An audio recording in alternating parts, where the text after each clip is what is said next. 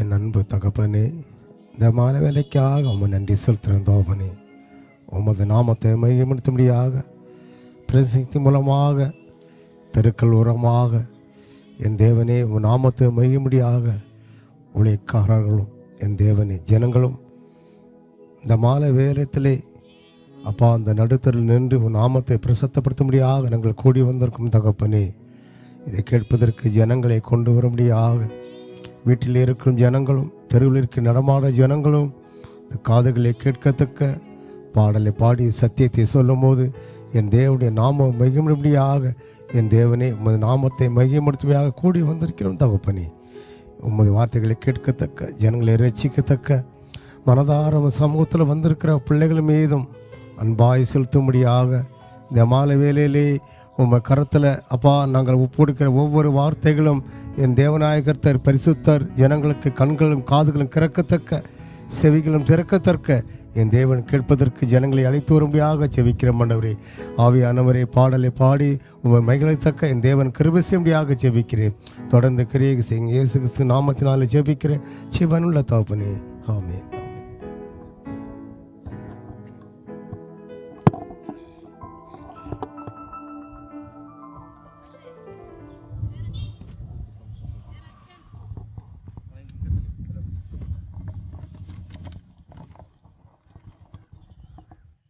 ஆண்டோடைய வார்த்தை சொல்கிறது, வருத்தப்பட்டு பாரம் சுமக்கிறவர்களே நீங்கள் எல்லோரும் என்னிடத்தில் வாருங்கள், நான் உங்களுக்கு இளைப்பாறுதல் தருவேன் என்று. அது மாத்திரமல்ல, யோவான் 16:20 சொல்லுகிறது, உங்கள் துக்கம் சந்தோஷமாக மாறும். அந்த வார்த்தையை வைத்து கூட இப்படி கூட ஒரு பாடலை பாடி தேவன் நாமத்தை மேம்படுத்த கர்த்தர் உதவி செய்வாராக. அவருடைய நாமம் மேம்படுத்தும்.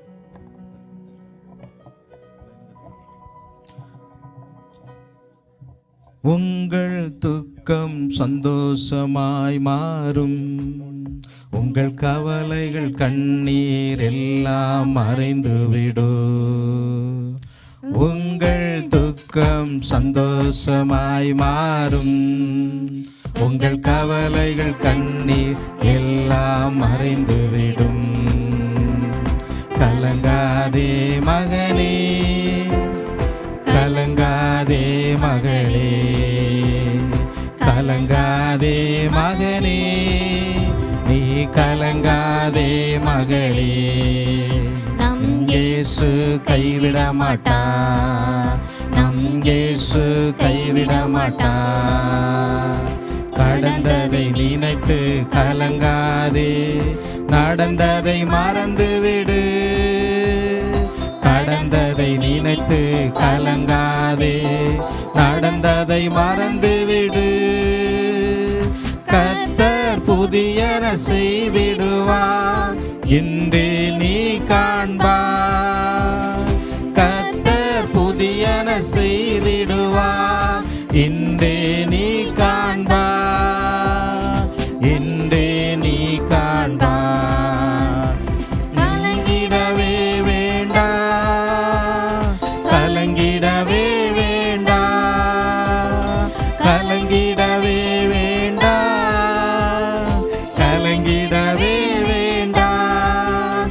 நம் இயேசு கைவிட மாட்டார், நம் இயேசு கைவிட மாட்டார்.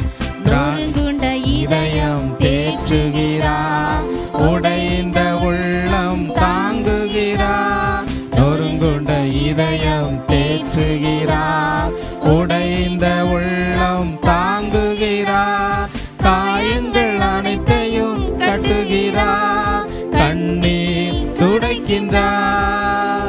உன் காயங்கள் அனைத்தையும் கட்டுகிறார், கண்ணீர் துடைக்கிறார்.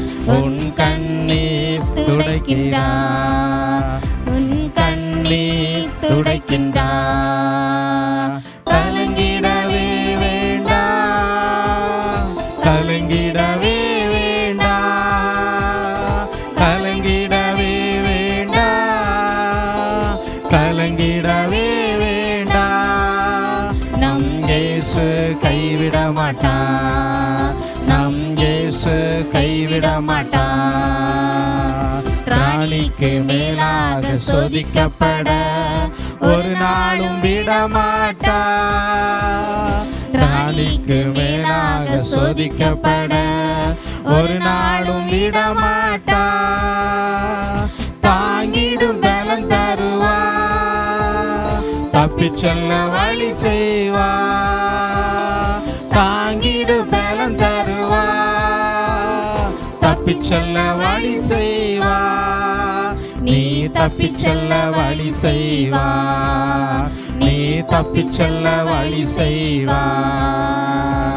கலங்கிடவே வேண்டா, கலங்கிடவே வேண்டா, கலங்கிடவே வேண்டா, கலங்கிடவே வேண்டா. நம் இயேசு கைவிட மாட்டார், நம் இயேசு கைவிட மாட்டார். நல்லதோர் போராட்டம் போராடுவோம், விசுவாசம் காத்துக்கொள்வோம். நல்லதோர் போராட்டம் போராடுவோம், விசுவாசம் காத்துக்கொள்வோம். நீதியின் பீடம் நமக்கு உண்டு, நேசர் வருகையில் தந்திடுவார்.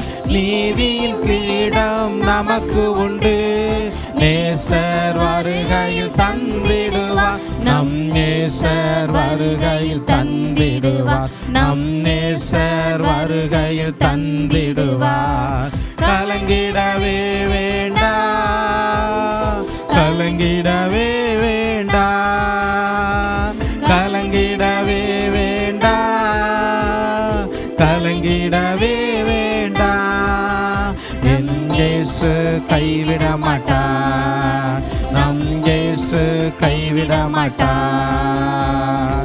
உங்கள் துக்கம் சந்தோஷமாய் மாறும், உங்கள் கவலைகள் கண்ணீர் எல்லாம் மறைந்துவிடும். உங்கள் துக்கம் சந்தோஷமாய் மாறும், உங்கள் கவலைகள் கண்ணீர் எல்லாம் மறைந்துவிடும்.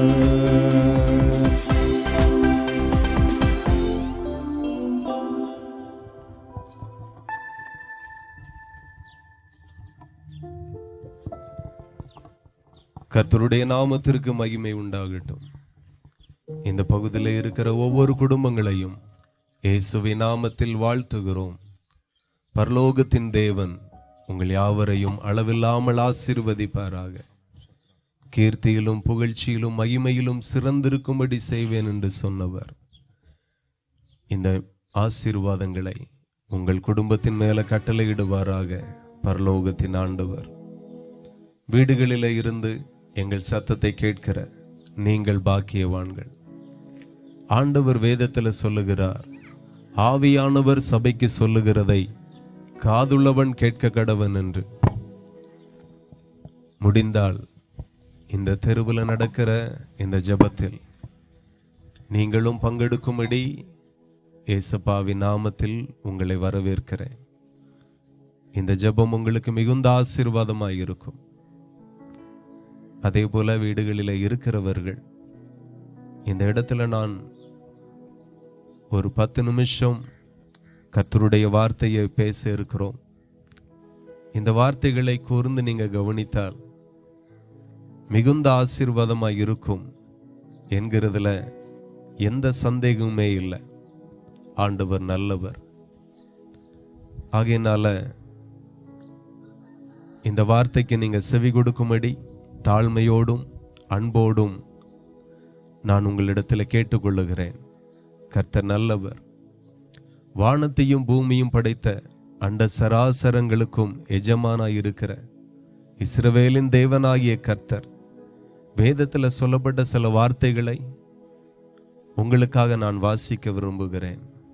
யோவான் சுவிசேஷம் 11:25 சொல்லியிருக்கிறார், நானே உயிர்த்தெழுதலும் ஜீவனுமாயிருக்கிறேன், என்னை விசுவாசிக்கிறவன் மரித்தாலும் பிழைப்பான் என்று ஆண்டவர் வேதத்தில் எழுதியிருக்கிறார். அருமையான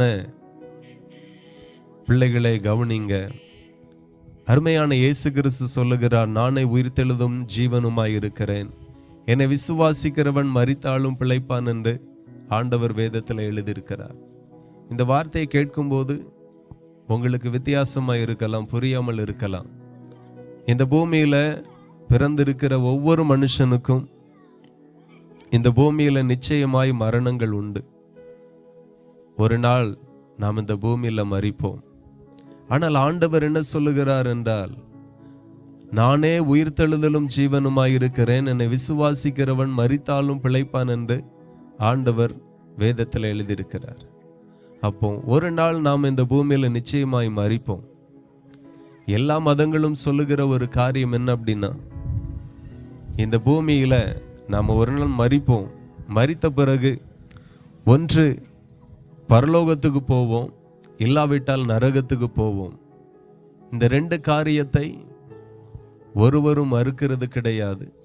வேதம் பரலோகத்தை குறித்து நிறைய சொல்லி இருக்கிறது, நரகத்தை குறித்தும் ஏராளமாய் சொல்லி இருக்கிறது. ஒரு மனுஷன் ஏன் நரகத்துக்கு போகிறான், ஒரு மனுஷன் ஏன் பரலோகத்துக்கு போகிறான், நரகத்தை குறித்தும் நிறைய சொல்லி இருக்கிறது, பரலோகத்தை குறித்தும் நிறைய சொல்லி இருக்கிறது. நீங்கள் பரலோகத்துக்கு போகணும் அப்படின்னா ஆண்டவர் சொல்லுகிறார், என்னை விசுவாசிக்கிறவன் மரித்தாலும் பிழைப்பான். மரித்த பிறகு ஒரு பிழைப்பு இருக்கிறது. அதை யாருக்கு ஆண்டவர் கொடுக்கிறார் அப்படின்னா, என்னை விசுவாசிக்கிறவனுக்கு நான் அதை கொடுக்கிறேன் என்று ஆண்டவர் சொல்லுகிறார். ஆகையினால இந்த பூமியில நான் வாழுகிறது கொஞ்ச நாள் தான். அதிகபட்சமா ஒரு 80 வயது, 90 வயது அல்லது 100 வயது, அவ்வளவுதான் அந்த பூமிக்குரிய வாழ்க்கை. ஆனா பரலோகத்தில் வாழக்கூடிய வாழ்க்கை குறித்து வேதம் சொல்லுகிறது, அது நித்திய நித்திய நித்திய காலம், அதுக்கு ஒரு முடிவே கிடையாதான். அந்த நித்திய ஜீவனை ஒரு மனுஷன் பெற்றுக்கொள்ளணும்னா ஆண்டவர் சொல்லுகிறார், என்னை விசுவாசிக்கணும், என்னை விசுவாசிக்கிறவன் மரித்தாலும் பிழைப்பான் என்று ஆண்டவர் வேதத்தில் எழுதியிருக்கிறார். அருமையான இயேசு கிறிஸ்து இந்த பூமியில பிறந்தது, அநேக காரியத்தை அவருடைய பிறப்பை குறித்து சொல்லலாம். அதுல ஒன்று, பிதாவாகிய தேவனுடைய சித்தத்தை இந்த பூமியில இருக்கிற மனிதர்களுக்கு பிரசங்கிக்கும்படியாய் வந்தார். இரண்டாவது, நோயில் இருக்கிற ஜனங்களை விடுவிக்கும்படியாய் இயேசு கிறிஸ்து இந்த இடத்துல வந்தார். இன்னைக்கு நீங்க பாத்தீங்கன்னா நிறைய இடங்களில மனிதர்கள் வியாதியினால கட்டப்பட்டு இருக்கிறார்கள், சேவனை கட்டுகளினால கட்டப்பட்டு இருக்கிறார்கள். மெய்யாகவே எவ்வளவு பெரிய மாந்திரவாதிகளும் ஒரு மனுஷனுக்கு விரோதமாய், குடும்பங்களுக்கு விரோதமாய் சேவனை பண்ணினாலும் அந்த சேவன கட்டுகளை உடைக்க வேற ஒரு மனுஷனும் கிடையாது. ஆனால் ஆண்டவர் அதை உடைக்க வல்லவராய் இருக்கிறார். இப்படி இந்த பூமியில இருக்கிற நாட்கள் அநேகருடைய பிசாசின் கிரியைகளை அவர் அழித்தார். அநேகர் பிசாசினால கட்டப்பட்டு விலங்கிடப்பட்டு கல்லறைகளில சுற்றி திரிந்தவர்களை விடுவித்தார். மனுஷகுமாரனாகிய இயேசு கிறிஸ்து இந்த பூமியில பிசாசின் கிரியைகளை அழிக்கிறவராய் வந்தார், நோய்களிலிருந்து விடுவிக்கிறவராய் வந்தார். அது மாத்திரமல்ல, அருமையான இயேசு கிறிஸ்து ஒவ்வொரு மனுஷனுடைய பாவத்திற்காக மரிக்கும்படியாகவும் வந்தார் என்று வேதத்தில் சொல்லப்பட்டிருக்கிறது. அவரை குறித்து வேதம் எழுதியிருக்கிறது, அவர் உலகத்தின் பாவங்களை சுமந்து தீர்க்கிற தேவ ஆட்டுக்குட்டியானவர் என்று வேதத்தில் எழுதப்பட்டிருக்கிறது. ஒரு மனுஷன் பாவம் செய்வானானால் அந்த பாவம் நிச்சயமாய், அந்த பாவத்தினுடைய சம்பளம், அந்த பாவத்தினுடைய பலன் நிச்சயமாய் அவனுக்கு மேல வரும். நன்மை செய்தாலும் ஒரு பலன் வரும், தீமை செய்தாலும் ஒரு பலன் வரும். நன்மை செய்தால் நல்ல பலன் வரும், தீமை செய்தால் தீமையான பலன் வரும். ஆகவே ஒரு மனுஷன் பாவம் செய்யும் போது அந்த பாவத்தினுடைய பலனாக அந்த மனுஷன் மேல சாபங்கள் வருகிறது. ஆகவே நம்முடைய பாவங்களை மன்னிக்க இயேசு ஒருவரே தேவன். பாவத்தை மன்னிக்கிறவர் இயேசு கிறிஸ்து. ஒரு மனுஷனுடைய பாவம் எவ்வளவு பயங்கரமாய் இருந்தாலும் அந்த மனுஷனுடைய பாவத்தை மன்னிக்க இயேசு வல்லவராயிருக்கிறார். அப்படியே எல்லா மனுஷனுடைய பாவத்தையும் தன்மேலே சுமந்தவராக சிலுவையில் அடிக்கப்பட்டு இரத்தத்தை சிந்தி ஜீவனை கொடுத்து மரித்தார். அவர் எப்படி இந்த பூமியில மரித்தாரோ அப்படியே மூன்றாவது நாள் உயிர்த்தெழுந்தார். கல்லறை திறக்கப்பட்டது, உயிர்த்தெழுந்தார். சீசர்களுக்கு தன்னை வெளிப்படுத்தினார். அதுக்கு பிறகு பரமேறி பிதாவினிடத்துல அவர் கடந்து போனார். அப்படியே இயேசு கிறிஸ்து நானே உயிர்த்தெழுதலும் ஜீவனுமாயிருக்கிறேன், என்னை விசுவாசிக்கிறவன் மரித்தாலும் பிழைப்பான் என்று வேதத்தில் எழுதி வைத்துட்டு போயிருக்கிறார். கவனிங்க, இந்த பூமியில் உங்களை வியாதியிலிருந்து விடுதலை செய்ய இயேசு வல்லவர், பிசாசின் கட்டுகளிலிருந்து விடுவிக்க இயேசு வல்லவர். நீங்க அவரை விசுவாசிப்பீர்கள் ஆனால் அற்புதங்களை பெற்றுக்கொள்ளுவீர்கள், விடுதலையை பெற்றுக்கொள்ளுவீர்கள். அதோடு கூட மரித்த பிறகு ஒரு வாழ்க்கை இருக்கிறது. அந்த நித்திய ஜீவனை, பரலோக ராஜ்யத்தின் நல்வாழ்வை நீங்கள் பெற்றுக்கொள்ள முடியும். அதை இயேசு கொடுப்பேன் என்று சொல்லுகிறார். இப்போ கவனிங்க, என்ன நடக்கும் கடைசி நாட்கள்ல பாத்தீங்கன்னா 1 தெசலோனிக்கர்ல 4ஆம் அதிகாரம் 16 இவ்வண்ணமாய் சொல்லுகிறது. ஏனெனில் கர்த்தர்தாமே ஆரவாரத்தோடும் பிரதான தூதனுடைய சத்தத்தோடும் தேவ எக்காலத்தோடும் வானத்திலிருந்து இறங்கி வருவார். அப்பொழுது கிறிஸ்துவுக்குள் மரித்தவர்கள் முதலாவது எழுந்திருப்பார்கள் என்று வேதத்தில் ஆண்டவர் எழுதியிருக்கிறார். மரித்த பிறகு உள்ள வாழ்க்கை குறித்து நான் பேசிக் கொண்டிருக்கிறேன். கர்த்தர் உங்களோடு பேசிக் கொண்டிருக்கிறார். இயேசு இந்த பூமிக்குரிய நன்மைகளை மாத்திரம் கொடுக்கிறவர் அல்ல. மரித்த பிறகு உங்களுடைய ஆத்துமா பாதாளத்தில் வேதனைப்படக்கூடாது என்கிறதற்காக நித்திய ராஜ்யத்தில் பரலோகத்தில் நீங்க சுகமாய் வாழும்படியான உபதேசங்களையும் வழிகளையும் அவர் சொல்லி இருக்கிறார். அப்படியே நீங்க அந்த இடத்துல வாசித்தீர்களானால், என்னை விசுவாசிக்கிறவன் மரித்தாலும் பிழைப்பான் என்று வேதத்தில் ஆண்டவர் எழுதியிருக்கிறார். நாம மரித்த பிறகு அல்லது கடைசி நாட்களில் ஒரு சம்பவம் நடக்க போகிறது. நாம் இந்த பூமியில மரித்த பிறகு பரலோகத்துக்கு போகணும் அப்படின்னா என்ன செய்ய வேண்டும்? ஒரு சம்பவம் அதிசீக்கிரமாய் நடக்க போகிறது. அது என்ன சம்பவம் என்றால், கர்த்தர்தாமே ஆரவாரத்தோடும் பிரதான தூதனுடைய சத்தத்தோடும் எக்காலத்தோடும் தேவ எக்காலத்தோடும் வானத்திலிருந்து இறங்கி வருவாராம். அப்பொழுது கிறிஸ்துவுக்குள் மரித்தவர்கள் முதலாவது எழுந்திருப்பார்கள் என்று சொல்லப்பட்டிருக்கிறது. அப்போ வெகு சீக்கிரம் இயேசு கிறிஸ்து மறுபடியும் வரப்போகிறார். அவர் வருகும்போது என்ன நடக்கும் என்றால், மரித்தவர்கள் முதலாவது உயிர்த்தெழுவார்கள். எப்படி மரித்தவர்கள்? இந்த பூமியில நிறைய விதத்துல மரிக்கிறார்கள். பாவத்துல மரிக்கிறார்கள், சாபத்துல மரிக்கிறார்கள், அநியாயம் அக்கிரமத்துல மரிக்கிறார்கள். ஆனா ஆண்டவர் எந்த மரணத்தை குறித்து சொல்லுகிறார் என்றால், கிறிஸ்துவுக்குள் மரிக்கிறவர்கள் முதலாவது எழுந்திருப்பார்கள் என்று சொல்லப்பட்டிருக்கிறது. ஒரு மனுஷன் மரித்த பிறகு இயேசு கிறிஸ்துனுடைய வருகையில உயிர்த்தெழ வேண்டுமே ஆனால் அவன் கிறிஸ்துவுக்குள்ளாய் மரிக்கணும். கிறிஸ்துவுக்குள்ளாய் எப்படி மரிக்க முடியும் அப்படின்னா, பாவத்துல ஒரு மனுஷன் மரிக்க முடியும் என்றால் கிறிஸ்துவுக்குள்ளாகவும் ஒரு மனுஷன் மரிக்க முடியும். அதற்கு என்ன வழி?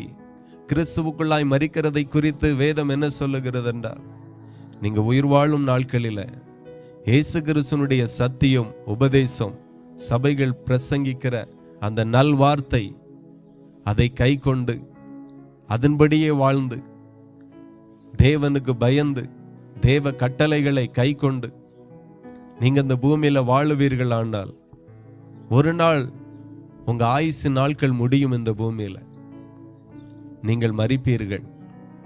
அப்படி கிறிஸ்துவினுடைய வார்த்தையில வசனத்துல உறுதியாய் வாழ்ந்து அதன்படி தன்னை அர்ப்பணித்து இந்த பூமியில நாம மரிப்போமே ஆனால் இயேசு கிறிஸ்து மறுபடியும் வருவார் என்று வேதம் சொல்லுகிறது.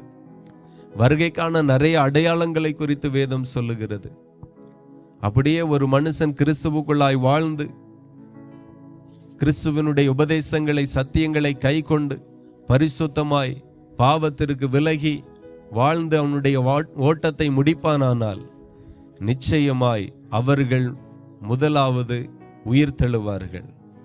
பின்பு உயிரோடு இருக்க நாமும் கர்த்தருக்கு எதிர்கொண்டு போக மேகங்கள் மேல் அவர்களோடு கூட ஆகாயத்தில் எடுத்துக்கொள்ளப்பட்டு இவ்விதமாய் எப்பொழுதும் கர்த்தருடனே கூட இருப்போம் என்று வசனம் சொல்லுகிறது.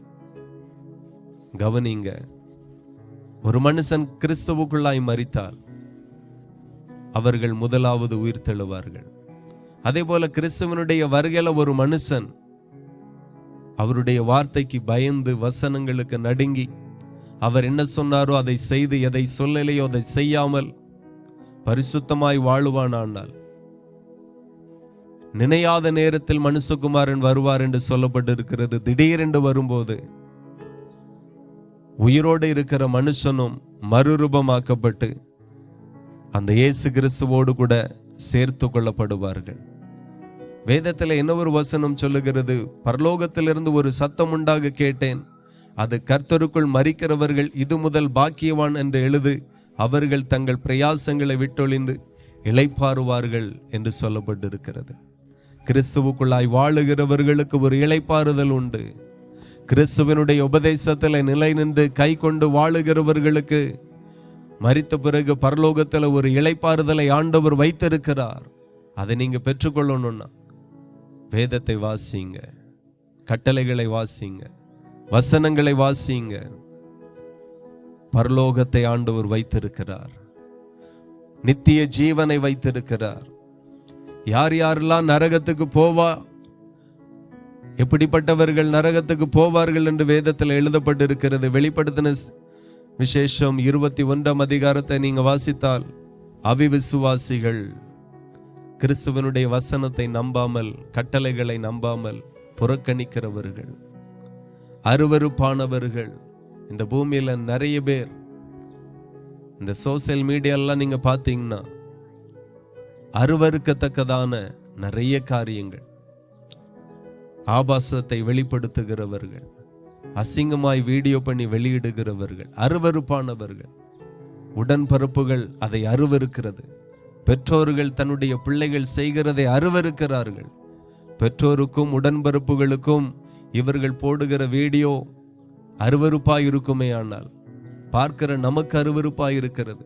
நமக்கே அருவருப்பமா இருக்குமே, ஆனால் படைத்த தேவனுக்கு எப்படி இருக்கும்? அவர் சொல்லுகிறார், யார் நரகத்துக்கு போவார்கள்? அருவருப்பானவர்கள், அருவருப்பாய் வாழுகிறவர்கள், பரிசுத்தத்திற்கு விரோதமாய் வாழுகிறவர்கள், வேசித்தனம், விபச்சாரம், பாவத்தில் அருவருக்கத்தக்கதாய் வாழுகிறவர்கள் நரகத்திலே தள்ளப்படுவார்கள்.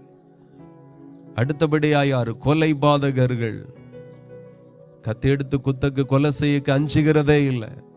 அப்படிப்பட்டவர்கள் நரகத்திலே தள்ளப்படுவார்கள்.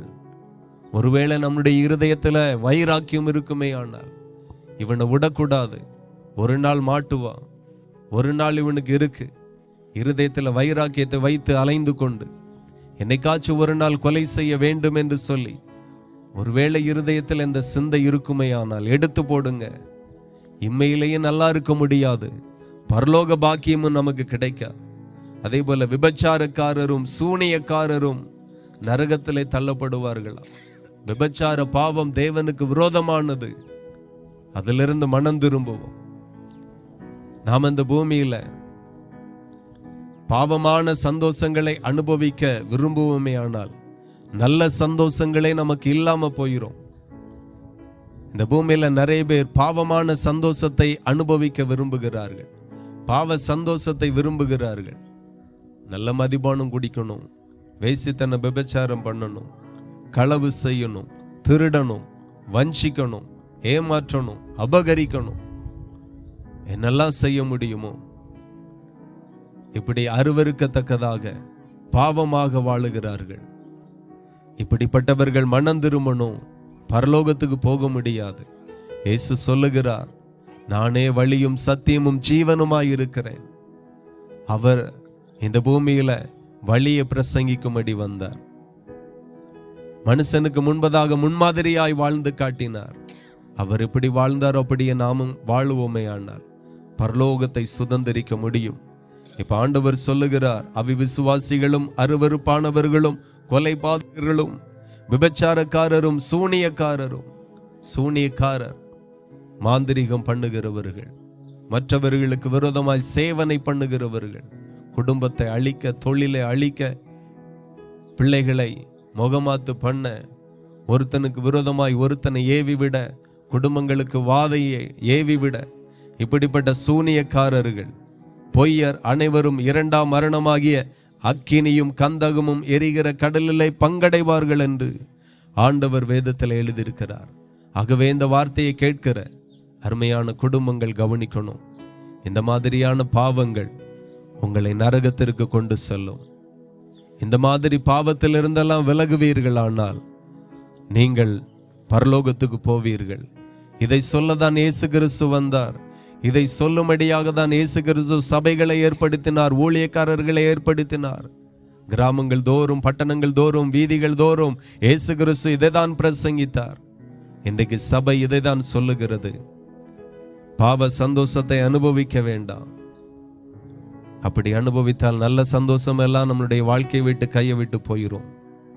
மனம் திரும்புவோம், தெய்வத்திற்கு பயப்படுவோம், தெய்வ வசனத்திற்கு பயப்படுவோம். சங்கீதம் 4:3 சொல்லப்படுகிறது, பக்தி உள்ளவனை கர்த்தர் தமக்காக தெரிந்து கொண்டார் என்று. பக்தி உள்ளவனை கர்த்தர் தமக்காக தெரிந்து கொள்ளுகிறார். தேவ பக்தியாயிருங்க, தேவ பக்தியாய் வாழுங்க. பரலோகத்தின் ஆண்டவர் உங்களை அளவில்லாமல் ஆசீர்வதிப்பார். இந்த வார்த்தையை பக்கத்தில் இருந்தும் வீடுகளில் இருந்தும் கூர்ந்து கவனித்த உங்களை தேவன் ஆசீர்வதிப்பார். பாவத்தை மறைக்கிறவன் வாழ்வடைய மாட்டான், அவைகளை அறிக்கை செய்து விட்டு விடுகிறவனோ இரக்கம் பெறுவான் என்று சொல்லப்பட்டிருக்கிறது. நீங்கள் பாவத்தை அறிக்கை செய்து விட்டு விடுங்கள். வீடுகளில் இருக்கிற ஒவ்வொரு தெய்வ பிள்ளைகளும் இருதயத்தில் ஏசப்பாவை நினைங்க. பாவத்தை மன்னிக்கிற அதிகாரம் படைத்தவர் இயேசு கிறிஸ்து. நான் உங்களுக்காக ஜெபிக்கிறேன். இருக்கிற இடத்துல இயேசுவே என்று சொல்லி சொல்லுங்க. மனசுல யாகில நினைங்க, இயேசுவே என் பாவத்தை மன்னியும். சில பாவத்திலிருந்து சிலருக்கு விடுபடவே முடியல. நீங்க சொல்லுங்க, இந்த பாவம் எனக்குள்ளா இருக்கு, ரகசிய பாவம் இருக்கு, அந்தரங்க பாவம் இருக்கிறது, இந்த பாவத்திலிருந்து என்னை விடுவீங்க. கூப்பிடுங்க. குமாரன் விடுதலை செய்தால் மெய்யான விடுதலை என்று வேதம் சொல்லுகிறது. அவர் மெய்யான விடுதலையை தருவார், பாவ கட்டுகளை உடைப்பார். நீங்கள் இன்றைக்கு விடுவிக்கப்படுவீர்கள். மாந்திரிக கட்டுகளுக்குள்ளா இருப்பீர்கள், ஆனால் ஜெபியுங்க, இயேசுவின் நாமத்தினால கூப்பிடுங்க. இனி அந்த வாதை உங்கள் வீட்டை அணுகாது, உங்க பிள்ளைகளை அணுகாது, கணவனை அணுகாது, தொழிலை பாதிக்காது. அவர் சொல்லுகிற வாதை உன் கூடாரத்தை அணுகாது. விசுவாசிங்க, விசுவாசத்தோடு கூப்பிடுங்க. நீ விசுவாசித்தால் தேவனுடைய மகிமையை காண்பாய். ஜெபம் பண்ணுங்க. ஹல்லேலூயா. கர்த்தர் உங்களோடு கூட இடைபடுகிறார். பாவத்தை மன்னிங்க, கேளுங்க, பரிசுத்தப்படுத்துங்கன்னு கேளுங்க, சுகத்தை தாருங்கன்னு கேளுங்க. இயேசுவே என்னை சுகமாக்குங்க, ஆரோக்கியத்தை தாருங்க. அன்புள்ள தகப்பனை, வீடுகளில் இருந்தும் இந்த பகுதியில் நின்று கொண்டு எங்களோடு கூட இணைந்து ஜபிக்கிற ஒவ்வொருவருடைய பாவத்தையும் மன்னியும் ஆண்டவரே. பரிசுத்தப்படுத்துங்கப்பா. அவர்களுக்குள்ளாயிருக்கிற நோய்கள் சுகமாகட்டும், வியாதிகள் மாறட்டும், அற்புதங்கள் நடக்கட்டும். ஆசீர்வதிக்கிறேன், பெரிய காரியங்களை செய்யும். இயேசுவின் நாமத்தில் ஜெபிக்கிறோம், ஜெபங்கேளும் நல்ல பிதாவே. ஆமேன், ஆமேன். God bless you.